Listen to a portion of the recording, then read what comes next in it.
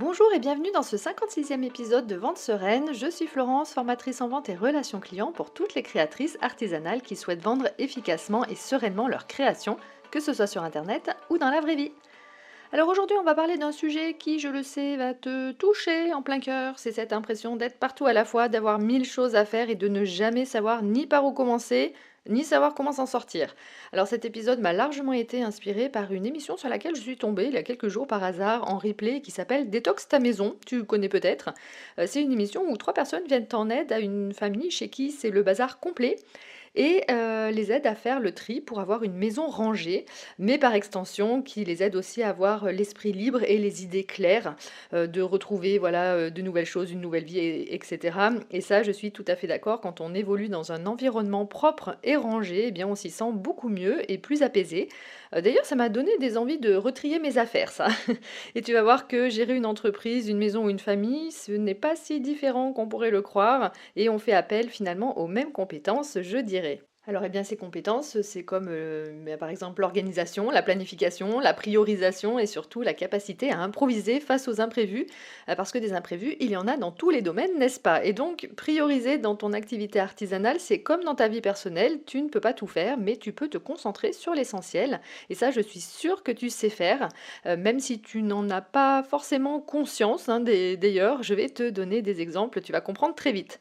Parce que vouloir tout faire, c'est la première étape vers l'épuisement. Et à force de courir dans toutes les directions, eh bien, tu finis par perdre de vue l'essentiel. Et pire encore, tu risques de te retrouver frustré en ayant l'impression de ne rien accomplir alors même que tu es en train de t'épuiser à faire mille choses à la fois. On a souvent l'impression que plus on fait, mieux c'est, et pourtant ce n'est pas le nombre de tâches accomplies qui compte, mais l'impact de celles que tu choisis de faire. Et dire non à certaines tâches, eh bien, ça peut être difficile, surtout quand on a envie de tout faire, mais prioriser, c'est aussi accepter que tout ne peut pas être fait maintenant.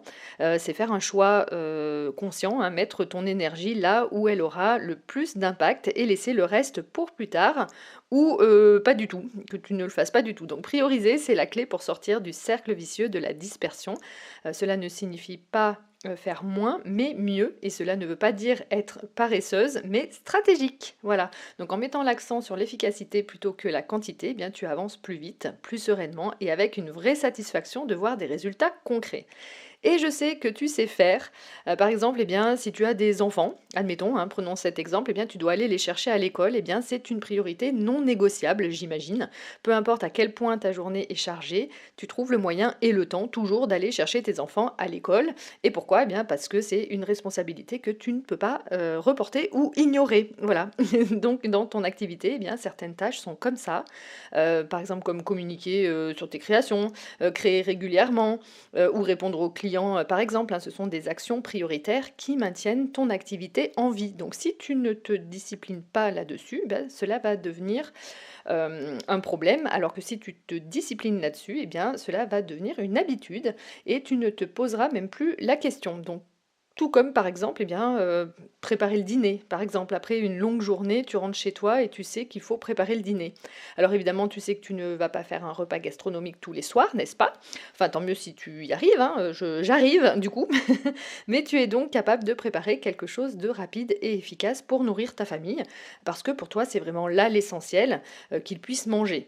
Donc dans ton activité, c'est pareil, toutes tes actions n'ont pas besoin d'être parfaites ou compliquées. Publier une simple photo, hein, par exemple, ou une story spontanée, même si ce n'est pas parfait, c'est mieux que de ne rien faire du tout.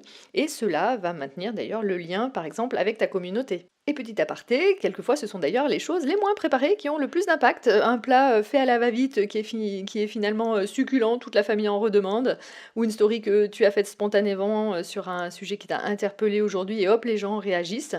Tu sais, c'est un peu comme la super fête pas prévue et qui était top alors que tu as prévu par exemple ton nouvel an depuis des mois et qui n'était pas inoubliable. Bref, l'idée c'est que l'essentiel c'est de faire et de passer à l'action à un moment donné. Alors, autre exemple pour illustrer tout ça, eh bien, il y a aussi des tâches que l'on voudrait repousser mais qu'on ne peut pas parce qu'elles ne sont pas toujours plaisantes, mais elles sont essentielles et on les fait parce qu'on comprend les conséquences. Exemple, eh bien, payer tes factures à temps. On a toutes des factures à payer, on sait que si on ne les paie pas à temps, eh bien, on risque d'avoir des problèmes, des coupures de service, par exemple avec l'électricité, des pénalités, etc. Eh bien, pour ton activité artisanale, certaines tâches, comme par exemple gérer tes stocks ou suivre tes comptes, tes entrées, tes sorties, d'argent, d'argent sont tout aussi importantes, même si elles ne sont pas toujours super excitantes à faire, ça je le conçois. Mais par exemple, ce genre de tâche est essentiel pour savoir où tu en es. Est-ce que tu n'as pas fait trop de stock, de création, de matières premières? Est-ce que tu n'as pas trop dépensé au détriment d'autres pôles qui nécessiteraient, etc. Et tu vois, comme je le disais au début de cet épisode sur le fait de ranger sa maison, c'est pareil, à un moment donné, même si tu n'aimes pas ça, alors il y a des personnes qui aiment, hein, tant mieux, hein, du coup organiser, mais si tu n'aimes pas ça, tu vas prendre le temps quand même de ranger un minimum ta maison pour y voir plus clair et te sentir mieux chez toi, parce que le capharnaüm, en fait, dans une maison, a souvent des effets aussi sur notre état d'esprit. Quand la maison est en désordre, eh bien ça se reflète aussi dans notre tête, hein, les piles de tâches qui ne sont pas faites, les idées qui s'accumulent, tout ça, ça finit par nous envahir, à envahir notre cerveau. Et c'est un peu comme si l'encombrement extérieur venait se mêler à celui aussi de notre esprit, qui devient fortement embrumé. Et comme on prend le temps de ranger pour retrouver de la clarté dans notre espace, eh bien, il est tout aussi essentiel de faire le tri dans notre tête pour retrouver cette même sérénité dans notre activité. Alors tu sais, c'est un peu comme cette fameuse pile de linge qui s'amoncelle, hein. Au début, tu te dis, ben, je m'en occuperai plus tard, c'est pas urgent. Mais petit à petit, la pile grossit et ça devient de plus en plus difficile à gérer. Cette accumulation crée d'ailleurs du stress et plus tu attends et plus ça te semble finalement insurmontable parce que tu sais que tu vas y passer beaucoup de temps, tu vas y passer des heures après à ranger tout ça. Donc c'est pareil dans ton activité artisanale. Si tu laisses les petites tâches s'accumuler sans les organiser ou les prioriser, eh bien ça finit par te submerger. Et tout comme avec le linge, eh bien plus tu attends et plus ça devient un vrai poids. Faire le tri régulièrement dans ton activité, eh bien c'est un peu comme plier ce linge au fur et à mesure. Ça allège ton esprit, ton espace aussi, et ça te permet de mieux avancer sans empiler. Et puis alors, il y a cette fameuse chaussette orpheline, tu sais, celle qui se retrouve seule parce qu'on ne retrouve jamais la deuxième. Eh bien alors celle-ci, elle traîne, elle t'agace parce que tu n'arrives pas à te résoudre à t'en débarrasser, parce que tu te dis que tu finiras bien par retrouver sa paire. Donc c'est un peu comme ces projets ou ces idées qu'on commence mais qu'on ne finit jamais. Ils restent là dans un coin de notre tête comme une tâche non résolue et finissent par nous alourdir. Donc à force, tout ceci s'accumule et nous empêche de nous concentrer sur l'essentiel. Donc il y a deux solutions. Soit tu prends vraiment le temps de chercher cette fameuse deuxième chaussette, hein, pour reformer la paire et tout remettre en ordre, hein, parce que tu tiens vraiment à cette paire de chaussettes. Soit tu décides qu'il est temps de lâcher prise, de la virer des placards et passer à autre chose, parce qu'au final l'important, eh bien, c'est d'alléger ton esprit, avancer sans te laisser freiner dans ce qui est essentiel et compte vraiment. Et une fois la maison rangée et les chaussettes gérées, que faut-il faire? Eh bien, il faut manger aussi. Et pour faire de bons repas faciles et pratiques, comme on a vu tout à l'heure, eh bien, tu dois faire les courses. Et ce n'est pas toujours ce qu'on préfère, mais on le fait parce qu'on sait que c'est indispensable pour éviter de manquer de l'essentiel. Et si tu les fais au feeling, sans avoir checké avant de quoi tu as besoin, eh bien, tu risques aussi d'oublier des choses, ou soit prendre ce que tu avais déjà en double ou en triple, etc. Donc pour être efficace, la liste, eh bien, c'est ce qu'il y a de mieux. Eh bien, ton activité artisanale, je te le donne en mille, c'est pareil. Donc tu planifies, par exemple, planifier par exemple tes contenus que tu fais sur les réseaux pour être sûr d'être régulière, eh bien c'est pareil, c'est ce qui te permet de rester sereine et d'éviter d'improviser à la dernière minute ou de ne rien faire du tout parce que tu n'as pas anticipé. Et c'est comme ça qu'on se retrouve à se dire ah bah tiens, ça fait 10 jours que j'ai rien posté, alors que dans ta tête, eh bien ça te paraissait bien moins long d'ailleurs. Donc se créer une discipline aide à la régularité. Et puis planifier et organiser, bien sûr, c'est bien, mais il y a aussi des moments où tu dois prendre du recul, voire t'arrêter parce qu'au-delà de gérer ton quotidien, eh bien, tu sais qu'il faut vérifier que tout va bien. On a toutes déjà vécu ça, on se sent fatigué, on a un petit truc qui cloche, mais on attend, on repousse parce que bien pas le temps, pas maintenant, ça va passer tout seul et puis un jour on réalise qu'on ne peut plus continuer comme ça. Et là on prend enfin rendez-vous chez le médecin. Pourquoi? Parce qu'on sait que notre santé est notre priorité et que si on ne prend pas soin de nous, eh bien tout le reste finit par s'écrouler et ça va empirer. Bon, et bien une nouvelle fois, tu as compris que pour ton activité artisanale, c'est pareil, c'est exactement la même chose. Ton entreprise, c'est un peu comme ton corps. Elle a besoin qu'on lui consacre du temps, qu'on surveille son état et qu'on fasse des ajustements si nécessaire. Donc prendre un moment pour faire un check-up régulier de ton activité, c'est vital pour sa santé. Alors concrètement, ça veut dire quoi? Eh bien, déjà, ça veut dire analyser tes actions, qu'est-ce qui fonctionne bien en ce moment, qu'est-ce qui ne fonctionne pas, ou te prend beaucoup de temps pour peu de résultats. Ce n'est pas toujours évident de s'arrêter pour réfléchir, mais c'est là que tu identifies ce qui te fait avancer et ce qui te ralentit. C'est aussi faire le point sur tes priorités. Est-ce que tu passes ton temps sur ce qui compte vraiment ou est-ce que tu te perds dans des tâches secondaires, comme, je ne sais pas moi, refaire, encore et encore, ton logo? Est-ce que c'est la priorité alors que tu pourrais te concentrer sur des actions qui génèrent des ventes? C'est aussi vérifier ta charge mentale. Est-ce que tu te sens débordé? Si oui, eh bien, qu'est-ce qui te pèse le plus et comment peux-tu ajuster ton organisation pour alléger ta charge de travail? Parfois, il suffit juste de dire non à un projet, hein, tout simplement, ou une demande qui ne te fait pas envie, pour retrouver un petit peu d'air. J'ai d'ailleurs fait un épisode sur le fait d'apprendre à dire non. C'est le numéro 46, si tu ne l'as pas encore écouté. Et enfin, eh bien, c'est aussi établir un plan d'action. Donc une fois que tu sais ce qui va et ce qui ne va pas, eh bien, note les choses concrètes à mettre en place, et je te dis bien concrètes.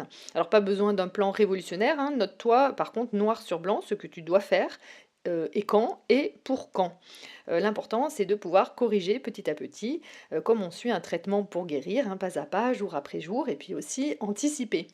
Donc faire un check-up de ton activité, c'est aussi finalement un acte de bienveillance envers toi-même parce que finalement déjà c'est ta propre activité et tu y mets beaucoup de toi, j'en suis sûre.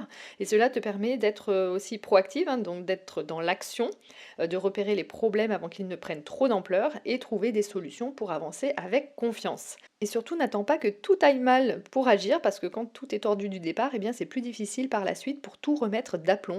Il vaut mieux prévenir que guérir, hein, comme on dit, ça s'adapte à toutes les situations. Si tu attends d'être au fond du gouffre pour aller chez le médecin, eh bien cela va être forcément beaucoup plus long pour remonter la pente, alors que quand on anticipe les premiers signes, eh bien, d'un mal-être ou d'une maladie, on a plus de chances de récupérer plus vite sa santé. Donc plus tu repères tôt ce qui ne va pas ou ce qui commence à dérailler, eh bien plus tu as de chances de redresser la barre rapidement sans trop de dégâts. Anticiper les premiers signes de difficulté, que ce soit un manque de vente, une surcharge de travail ou des idées en désordre, enfin tout cela te permet de réagir à temps. Et en trouvant des stratégies à mettre en place, des nouvelles actions, ou te faire aider dans ce qui te manque en compétences ou éclaircir ton chemin, eh bien c'est en prenant ce temps régulièrement de regarder ce que tu fais, et si tu prends la bonne direction, tu donnes à ton entreprise les meilleures chances de rester en pleine forme et de continuer à grandir sereinement. Donc voilà, j'espère que cet épisode 2 en 1 spécial détox maison et activité artisanale t'aura donné quelques pistes pour ranger, organiser et surtout prendre soin de ton entreprise et de toi par la même occasion. Donc surtout, pense à tes chaussettes aussi orphelines et prends une décision pour savoir ce que tu en fais. Voilà, et si tu sens que tu es toujours perdu entre le tri et la liste des courses pour ton activité, eh bien sache que je suis là, bien évidemment aussi pour t'aider. Mes séances de coaching et mes formations sont là pour remettre de l'ordre dans tout ça et te permettre d'y voir plus clair. Tu retrouves toutes les infos sur mon site ventesereine.fr et tu peux me faire un coucou en MP sur Instagram. Je te répondrai bien sûr avec plaisir ou par mail. Allez, avant de filer, ranger ta pile de linge ou planifier tes posts Instagram, eh bien n'oublie pas de t'abonner au podcast pour ne rien manquer des prochains épisodes, de laisser aussi un avis 5 étoiles si cet épisode t'a plu et de le partager avec une créatrice qui elle aussi court peut-être toujours après ses chaussettes aussi. Donc merci pour ton écoute et je te dis à très vite.